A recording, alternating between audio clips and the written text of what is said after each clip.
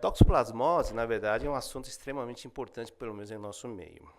Quando eu comecei a estudar isso há 30 anos atrás, em 2000 em 91, a gente fazia essa pergunta, né? Quer dizer, o rastreamento sorológico das infecções congênitas é necessário, né? Devido à questão de custo-benefício. E em 93, aqui no Hospital das Clínicas, eles tinham comprado um kit para sorologia para ser utilizado durante 3 anos. O que eu fiz?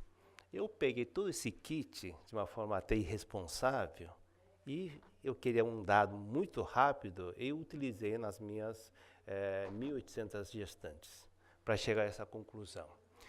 Em 93, nós chegamos à conclusão em que, pelo menos na população brasileira atendida aqui no Hospital das Clínicas, 92% já tinha contato, sorologia. Rubéola, 88%. Toxoplasmose, 61%. Tinha uma suscetibilidade de 39%. Hepatite B, 6%. HIV, 1% e sífilis, 0,6%. Então, esse foi um dado interessante para a gente, porque a gente não sabia qual era a suscetibilidade das nossas grávidas em relação à toxoplasmose. E naquela época nós chegamos à conclusão que 40% das nossas gestantes nunca tinham entrado em contato com a toxoplasmose.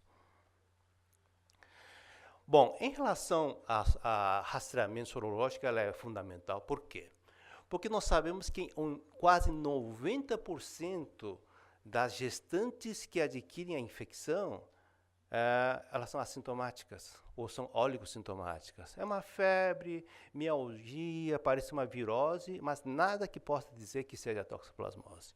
Daí a importância do rastreamento sorológico. O ideal, na verdade, é que uma paciente IgG, IgM negativa no início da gravidez, num dado momento, ela vire IgG, IgM positiva. Mas para ter isso, tem que ter um programa de rastreamento de repetição sorológica, pelo menos trimestral. E nós chegamos nesse estudo também que a soroconversão ocorria em nossas grávidas em 1% só das negativas. Então, 40% eram suscetíveis, 1% soroconvertia. Para ter essa informação, eu tive que usar o kit reservado para uso de 3 anos no Hospital das Clínicas, né? Mas foi um dado interessante, por quê? Porque na época a gente não sabia se a gente deveria pedir nas pacientes soronegativas mensalmente ou não. Agora, baseado nesse trabalho, nós pedimos 3 vezes na gestação, um no primeiro trimestre, um no segundo trimestre, outro no terceiro trimestre, porque a taxa de conversão é muito baixa, 1% só.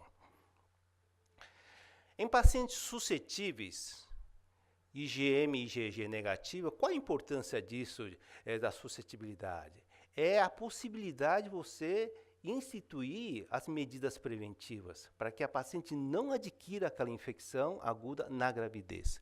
Por exemplo, rubéola com as suas malformações, toxoplasmose, citomegalovirose, que é a infecção mais congênita, hepatite. E a soroconversão para a toxoplasmose é importante porque permite uma série de medidas preventivas. A infecção aguda, quando você tem IgM positiva, pelo menos para toxoplasmose, em 90% dos casos ela é assintomática, ela é oligossintomática. E a infecção aguda, para algumas infecções, permite o tratamento. Toxoplasmose é uma delas, citomegalo, HIV e, mais recentemente, para a citomegalovirose. Quando você tem IgM positiva, sempre significa que você tem uma infecção aguda? Esse era o conceito. O conceito de infecção aguda é aquele caso em que você tem IgM positiva e IgG negativa e que depois vira IgM positiva e IgG positiva. Pois bem, essa é a conclusão em que nós chegamos. A imensa maioria dos casos de IgM positiva, simplesmente, são casos de persistência do IgM, é uma cronificação do IgM que fica, às vezes, até meses e anos positivo. Então, nem sempre o IgM positivo significa uma infecção aguda. Pode ser uma reinfecção, reação cruzada, mas muito raro, tá? Pois bem, é isso que acontece. Frente à infecção, você tem a fase aguda do IgG, faz o pico, depois de 3 meses começa a cair. Mas hoje os testes de identificação de IgM são tão sensíveis que eles identificam até níveis mínimos de IgM. E muitas vezes o IgM fica positivo no teste por 2 anos. Então existe uma diferença de IgM positivo aqui, com título baixo, e IgM positivo aqui, com título alto. Então é fundamental, quando você tem a IgM, saber o título do IgM. Quando está alto, é muito mais grave do que aquele IgM positivo com título baixo. E o IgG vai surgindo com o tempo. E um aspecto importante, o famoso teste de avidez do IgG. O que é teste de avidez do IgG? Você sabe que frente a uma infecção, você tem produção de anticorpos. Esses anticorpos vão reagir com o antígeno, que pode ser vírus, parasita, enfim, é uma reação antígeno-anticorpo. Um anticorpo produzido há muito tempo, ele é altamente específica. Então, a reação antígeno-anticorpo é de alta força. Quando você tem um anticorpo IgG produzido recentemente, ele reage contra o antígeno, mas essa reação é fraca, é frouxa. Então, fatores externos interferem na força dessa reação antígeno-anticorpo, o que define a avidez da reação. Assim sendo, quando você tem uma infecção de baixa avidez, menos que 30%, significa o quê? Que é um anticorpo recente, mais relacionado com infecção aguda.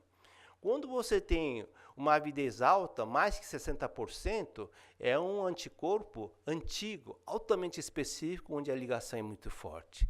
Então, essa reação antígeno-anticorpo ele é interferida pela ureia e isso faz com que você consiga estabelecer taxas de avidez nos principais laboratórios. Então, qual que é melhor? Avidez ou IgM? Eles se complementam.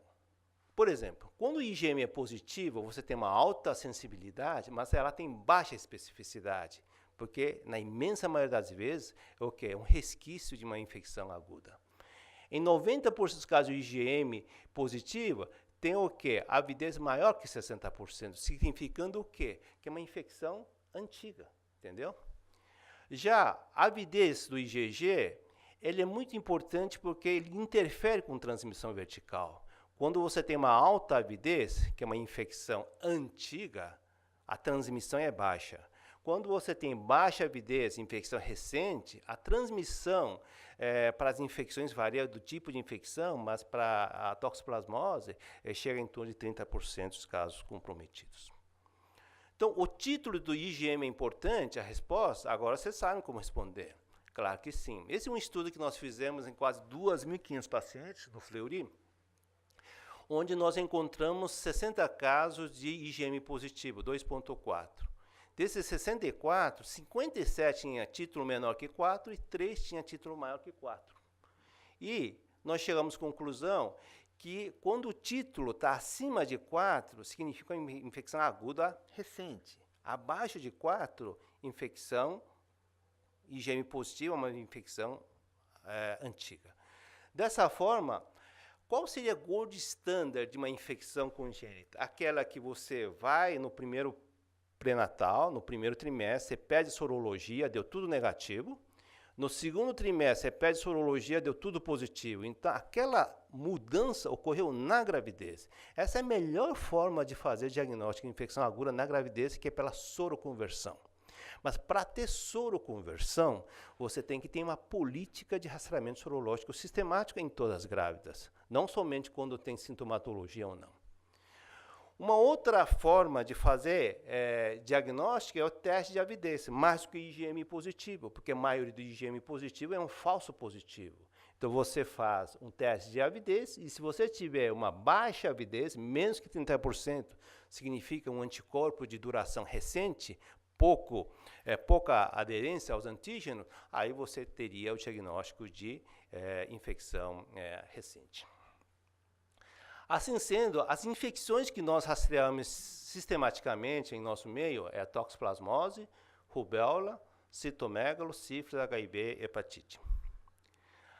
O que fazer frente a uma infecção materna confirmada? Toda mãe que tem infecção significa necessariamente que o feto vai estar comprometido? Não. Existe toda uma reação materna no sentido de evitar que essa infecção atinja o feto. Assim sendo, existe a possibilidade natural de haver redução, mas você pode atuar no sentido de reduzir a transmissão vertical. E passou para o bebê, quer dizer, a mãe teve infecção aguda, a imunidade não foi eficiente no sentido de evitar a transmissão vertical, passou para o lado fetal, significa necessariamente que vai ter um problema no feto? Também não. O feto também tem capacidade de reagir a essa infecção, né? E, por fim, a possibilidade de tratar o feto. Veja só, quando você tem soroconversão, são 603 casos, é um estudo clássico, ele viu a transmissão vertical somente em 29% dos casos. Quer dizer, cada 10 pacientes que com certeza você teve infecção aguda comprovada, apenas 3 fetos tinham o quê? O parasita presente no líquido amniótico. A taxa de transmissão, ele aumenta com a idade gestacional. É diferente de outras infecções, por exemplo, na citomegalovirose e rubéola, a taxa de transmissão é muito maior no começo do que no final. Para a toxoplasmose, não, ela aumenta com a idade gestacional. Então, em termos de transmissão no primeiro trimestre, é em torno de 15, no segundo, em torno de 30, e no terceiro em torno de 60, é muito fácil, 15, 30, 60, ela vai dobrando, né? Quando você faz espiramicina, uso de espiramicina, que é um antibiótico que atua a nível da placenta, evitando a transmissão vertical, existe uma redução, aqui é 4%, de 30 vai para 15, de 60 vai para 30, quer dizer, reduz pelo menos em 60% o risco de transmissão vertical quando você faz uso de espiramicina. Então, qual é a situação mais comum? O paciente, muitas vezes, tem diagnóstico de infecção aguda no primeiro trimestre. Eu vou fazer o diagnóstico da infecção fetal pelo líquido amniótico no segundo trimestre. Entre 10ª e 20ª semana, o que eu vou fazer? Ficar braços cruzados? Aí você usa a espiramicina no sentido de atuar na transmissão vertical. E só com essa medida, você reduz em metade o risco de transmissão vertical. Pois bem, então entre 10 semanas até 15 semanas, você pode fazer o líquido amniótico, ou se você quer fazer cordocentese, até a realização do procedimento que vai definir o diagnóstico, você tem que tratar essa gestante com espiramicina, que vai reduzir a transmissão vertical em pelo menos 50%. Qual o melhor método de diagnóstico de infecção fetal? Eu peguei no começo da década de 90, com cordocentésio da força, a gente pegava sangue fetal, fazia dosagem de plaquetas, enfim, todas aquelas marcadores, mas eles eram pouco específicos, né? Hoje em dia, o melhor método é o PCR, quer dizer, o PCR que identifica exatamente a genotipagem da toxoplasmose e com isso você faz o diagnóstico. Evitar sempre a contaminação na coleta, né? E aí vem a questão da minha aula. O acompanhamento ultrassonográfico é necessário? É fundamental nas infecções congênitas. Quando você vê sinais de alteração, isso já define um caso grave de péssimo prognóstico. Mas, como a gente fala, o ultrassom, a gente foi treinado para achar coisas, mas não achar coisas é muito importante também, quer dizer, o achado normal. Você vê uma paciente que tem o IgM positivo, avidez baixa, fez PCR, pá. Mas o que faz ela ficar tranquila é no ultrassom mostrar que o bebê é normal, que o bebê não tem nada. Que o cérebro está ok, o fígado está tudo bem, que não tem ascite, placenta está tudo normal. Isso é a função da ultrassonografia, trazer tranquilidade frente a uma situação de incerteza dessas grávidas, porque ela entra na internet e só vê os horrores relacionados às infecções congênitas. Então essa é a nossa função, tranquilizar as grávidas. São cistos que a gente encontra, hidrocefalia, esplenomegalia, um dos sinais mais frequentes da toxoplasmose. Esse é um caso que nós publicamos junto com a Denise, que era minha assistente na época, toxoplasmose com catarata congênita. Esse é um achado ultrassonográfico e ao nascimento a confirmação. E um outro aspecto importante que o ultrassonografista tem que, de certa forma, estar atento é quando, no acompanhamento da ultrassonografia, identificar esses bebês pequenos, esses bebês que não crescem muito bem. Geralmente, são pequenos proporcionados, que é o famoso retardo de crescimento intrauterino. Pois bem, esse era um caso.